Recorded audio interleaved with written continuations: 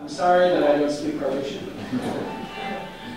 I can speak to you in Japanese and Chinese and English, but not Dutch. I would like to hear that. Maybe Chinese? Yes. Later, outside. Konnichiwa.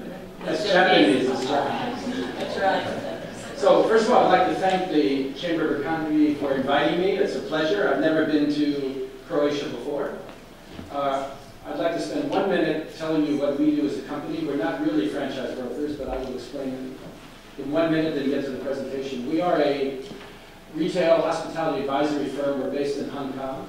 I've lived in Asia for over 30 years, but our clients are all over the world. We've done work in East Africa, West Africa, Russia Federation, Italy, UK, but the majority of our work is in Asia, both developed Asia and developing Asia.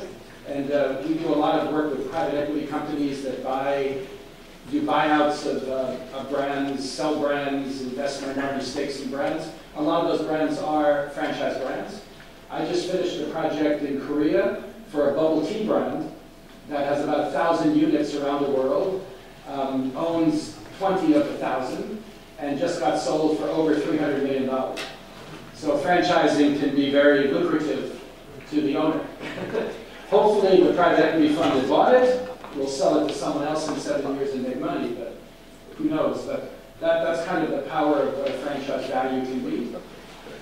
So the other part of our client base is basically industry people. So we work with hotel chains, large restaurant chains, entertainment retail chains. The majority of them are doing franchising for their overseas expansion. And some of them do joint ventures, some of them do their own businesses. For example, we work with Paul Bakery, you may know it from France. They have their own investments in the US and in Europe, so we work with them on their expansion that's not necessarily franchising. So let me go on from there, and I'll be talking about how do you successfully take a franchise brand to international markets. This is very basic, but I will be here throughout the day. In fact, I'll be in Croatia working with Andy for the next 2 days through Friday morning, so please feel free to reach out through Andy after today. So let me figure out how to do this. Okay. Does that work? Okay. Okay, time to go global. This is what I'm going to talk about. I'll do it very quickly, and I'm happy to answer any questions after. But you know, international expansion can be very profitable, but it's very difficult. Not easy. It's very, very challenging. And the first thing is cycle times are much faster today. I'll talk about that. That's regarding digitization of the economy, how fast people can learn about you and copy you and steal your trademarks before you have more than 2 stores. Does the concept have sufficient consumer appeal? Do you have a robust economic model? Do you have sufficient time and capital to focus on overseas business? Can you localize 90% or more of your sourcing if you are a business that relies on products rather than services? And is your concept more suitable for developed or emerging markets? How do you choose a partner, and how agile is your company? So, you know, very quickly, I won't talk through all of this, but cycle times.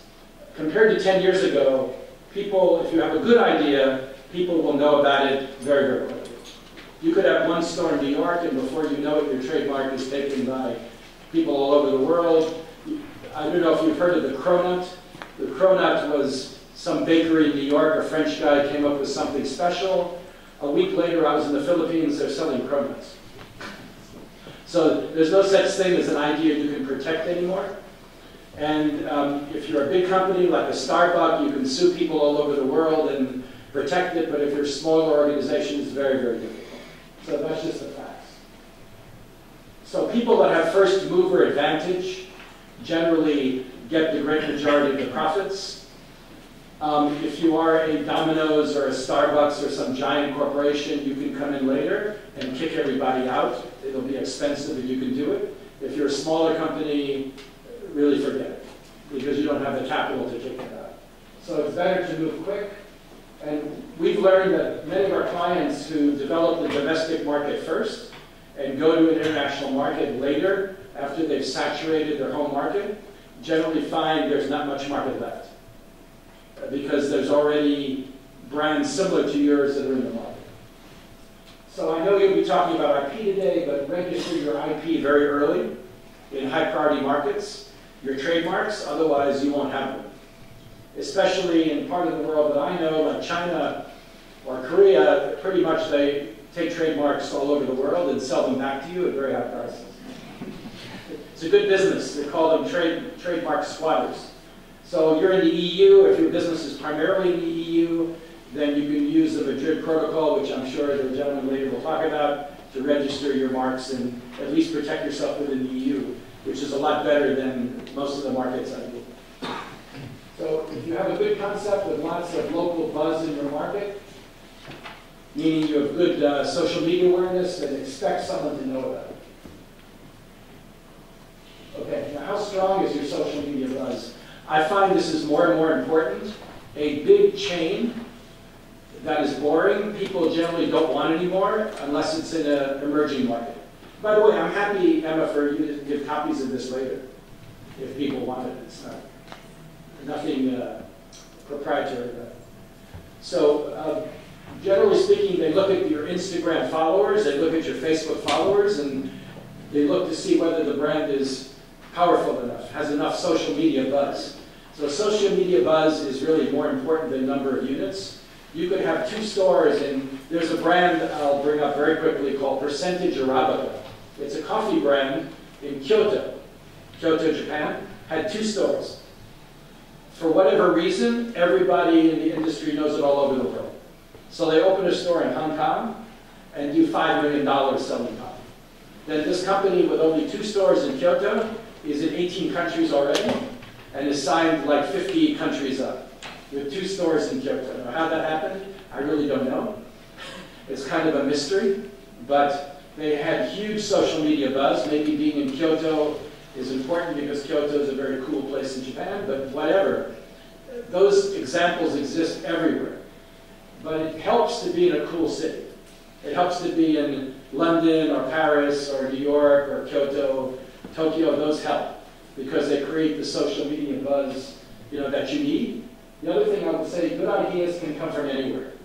There's a brand called Kidzania, which is a kids theme park in malls, and it's very, very powerful around the world. Nobody knows it started in Mexico. So things can come from anywhere. So solid financial returns. There's no way you can franchise a business unless your own stores make a lot of money. So unless you have good cash flow paybacks on your own company-owned store, don't ever think about franchising. So you have to have a very robust economic model at the unit level or the concept level that you own and you run and you know how to make money doing. In addition to that, please understand that someone is going to be paying you a royalty and a franchise fee. So after they pay your royalty and your franchise fee, they're going to make less money than you on your company-owned stores. So if your company-owned stores don't have a very strong economic model, I would say at least 20 to 25% EBITDA or cash flow, it's not going to be likely you can have a successful franchise business. As I think Andy mentioned, if your franchisees don't make a lot of money, they're not going to develop more stores, in which case you'll be stuck like most franchising companies with a limited number of stores. And the primary reason for that is the economic model and the consumer appeal just isn't strong enough. Starting international business takes time and money. And how committed you are is really important. So are you willing to set up a separate division in your company to focus on it? Are you willing to staff the division with people that know something about franchising and overseas business? Will you allocate sufficient funds to do this? They need to travel for face-to-face meetings. You can't sign up people on the internet. You can single unit franchises, but I have no idea how successful that will be. And will you grant your people sufficient autonomy to close deals? Because it takes a lot of time, a lot of effort, and usually what happens is the owner is out running around the world, having 2 meetings here, 5 meetings there, and it's not very productive. Franchise brokers are one good way of doing it in each individual country, because at least they save you time and money. There are good ones and there are bad ones. and you just have to walk your way through and determine who's good and who's bad in each country, but they exist all over the world and can make your life easier. Excluding the EU, exporting products can be expensive and lead to high-cost operations. So if you're running any business that relies on the franchisee having to buy products, if they're not localized, it's going to be very difficult for the franchisee to make money. So if you're in the food business, if they have to buy your special proprietary products, it's going to be difficult. If you're in the fitness business and they have to buy your special fitness equipment from America or Europe or wherever, it's going to get very expensive. So the best approach is to have when you go overseas, is to make sure that they can localize the majority of what they're buying. If it's a service business that doesn't have any products, then it's not really an issue, right? Because services travel without import duties and taxes and the like. So I've covered that. Okay, does your market work in a more developed or emerging market, the EU or North America? I would say that, generally speaking, the less Croatian your concept is, the better it'll travel overseas, meaning that if it's a particular Croatian food or something unique to the Croatian culture, it won't be travel as well overseas compared to if it's a very unique service or product offering that people can accept and enjoy around the world. So I always say that the more authentic something is, for example, in the United States, we have a big chain called Olive Garden. It's an Italian restaurant chain, but Italian would never eat it. Right? Taco Bell is a giant Mexican fast food chain, but no Mexican would ever go in there to eat. So these things, Pizza Hut has nothing to do with Italian products. Okay, so I would say the less authentic it is, probably the more likely it'll be successful. It's not a very good thing to say. In a market like Japan, which is very sophisticated, Pizza Hut is a delivery snacking business, and the Japanese do love terrific Italian pizza. But in my country of America, they want to consider it foreign, but they want to eat American. So generally speaking, it's easier for you to expand in neighboring territories. So if you're in Croatia, I would strongly recommend you try to develop your business in neighboring countries throughout the EU before you go anywhere else. It'll be easier, you'll get trademark protection, there'll be more similarities on culture, on food, so it's generally a much better idea than all of a sudden. I get calls all the time from people in Italy, I want to go to China. You know, everyone wants to go to China until they realize how difficult it is to go to China. So generally speaking, it's better to develop within the EU unless there's something very unique and special. You know, American franchises, as an example, you know, America is the oldest franchising market. Where are most of their franchises? Canada, Mexico, the UK. They're close to home. So most American companies, the first thing they do is go up to Canada. Second thing they do is go down to Mexico. The third thing they do is go to English-speaking countries. You know, they don't try overseas markets that are more difficult until they've developed a pretty decent business. So I think you need to ask whether your service or your product fits better with a certain set of markets in terms of consumer lifestyle and business need. Right? I mean, the Japanese market, people are crazy about cars. They love to have absolutely clean cars. So if you're in the car detailing business, it's a good market. Because Japanese will spend a lot of money on it. You know, Americans won't spend much money on cleaning their cars, so it depends on the country and what the business need is. You know, in India, children's fitness concepts don't really work because the Indians want their children studying after school. So they think it's frivolous to go do an exercise when they're not studying. So Americans don't care much about studying, so the children's fitness concepts are very successful after school. So it all depends on the lifestyle and choosing a partner. This is really like marriage. And there's probably a higher divorce rate in the franchise partner business than in personal life. So think of it as getting married. You know, do you like them? If you don't like your potential partner, walk away, please. Can you trust them? I would say from my experience, rarely. It depends on the country, obviously. But there are, I don't want to be an anthropologist, but there are high trust countries and low trust countries. I deal with a lot of low trust countries like Nigeria or China, where people really don't trust anybody. So they put controls in place. For example, if you buy a franchise, you have to put a lot of money in an escrow account, kind of a guarantee account. So if you cheat them, they keep all your money. That's in a low trust place. So, will they honor their commitments? You know, how long have you been dating? It's not really wise to go on a few dates and sign a deal. It's better to know the partner much longer. Have they had any business disputes that couldn't be resolved? What were their experience with other business partners? And finally, do they have any money? So I would say partners are, it's very difficult to find good partners. If you're a Starbucks or a McDonald's, you find the best partner. But if you're a smaller company, you really struggle to find a good partner. How agile, this is the last slide, but how agile. International business is filled with turbulence. Things happen every day. Taxes change, import duties change, people go out of business. It's not a stable business like Canada or the United States. So many franchise groups fail due to lack of flexibility in business execution. You have to be really, really flexible. If you're not willing to adjust your concept for overseas markets, you're likely to fail.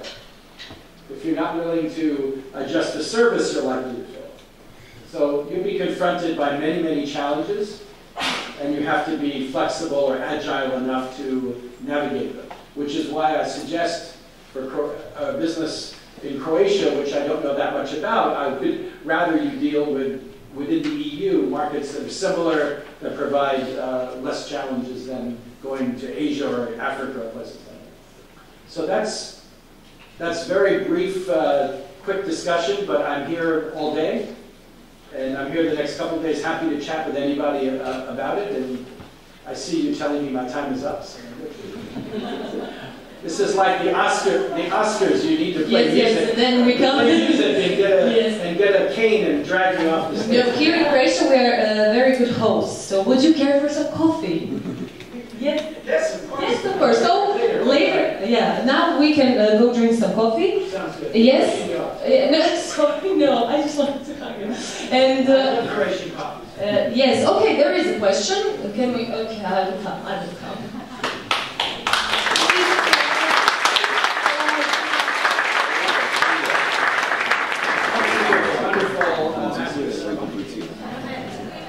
You know, you should get her a TV show or a radio show. Already has one.